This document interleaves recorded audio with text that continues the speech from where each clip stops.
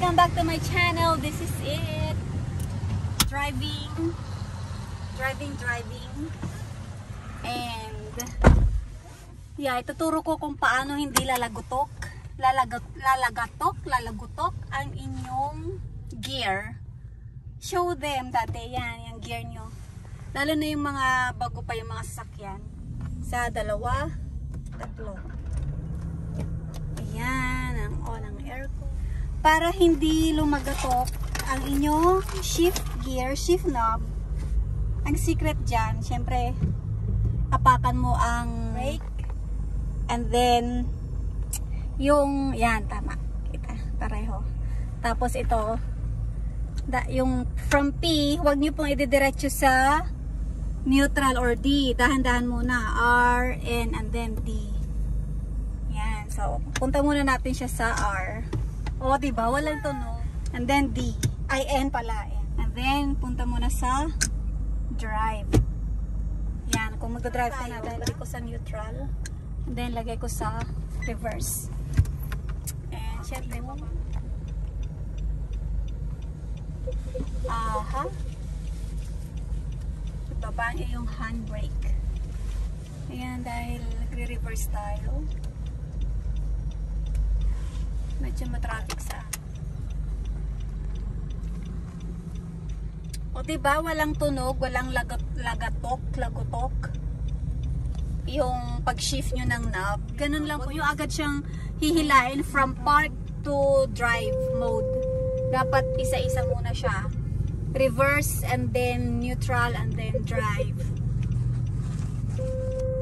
Yun yung mga naka-automatic transmission po kasi sa ibang mga sasakyan, yun po yung madalas na problema. Particularly sa Nissan Terra, ewan ko lang po sa ibang brand or model ng TV. Ay, TV tuloy. Model ng sasakyan. And I'm wearing my doll shoes. Bigyan na ako. Ayan, salamat. Ay, asal. Jeep. Thank you.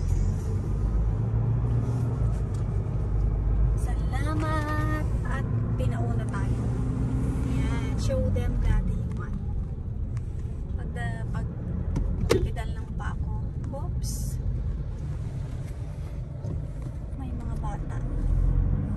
Ayan, tamang-tama naka-doll shoes ako ngayon. Ayan. Ayan, I'm driving in my doll shoes. Wala pong kinalaman ang no political Jovanes dahil ay hindi, parang peach naman. Pasensya na po sa akin maugat pak na paa. Okay, medyo ma-traffic so mabagal lang tayo. And I hope may natutunan kayo ulit another tips para sa mga nagda-drive ng automatic transmission. Yan po yung ginagawa ko. At syempre kapag ipapark nyo na siya, may factor din yung pagpapark. Yun lang naman yung observation ko Kasi dati, yung ginagawa ko from park,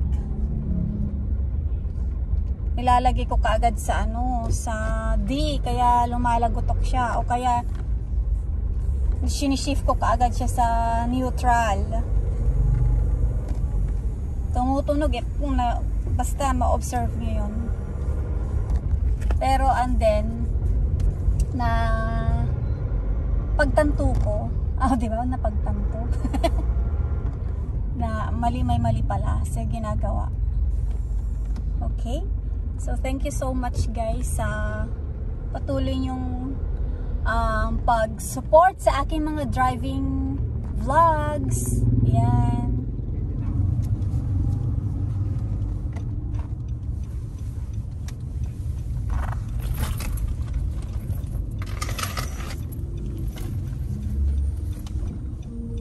Nakukuha ba yung pa ako ate?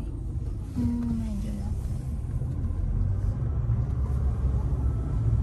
Ayan guys, pauwi kami galing sa church. Okay. And yung proper handling ng inyong steering wheel should be this. ito yung tama. Doon tayo sa tama. Para hindi kayo tatamaan. Ganun. Proper handling ng steering wheel. Para controlled mo talaga yung steering wheel. Lalo na kung nasa expressway ka. Hindi pwedeng naka-chill lang or isang kamay lang. Kasi pag bigla kang promeno sa expressway, biglang kakabig steering wheel mo, mas prone to mas worse accident. Pero pag chill lang naman yung rides, okay lang din. Pag magpa-parking ka naman, yung iba kasi pa harap ako naman mas madali yung reverse para pag lumabas ka hindi na mahirap. So try to learn yung reverse parking kahit saan ka mag-park, kung unless parallel parking yan ayan,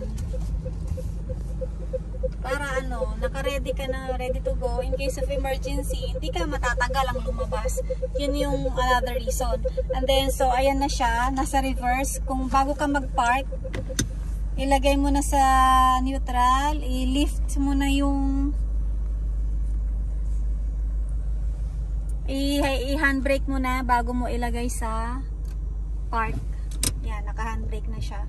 Pag ipa-park mo, dapat apakan mo yung brake para swabe lang yung paglagay mo ng shift gear mo doon sa park mode. Ayan.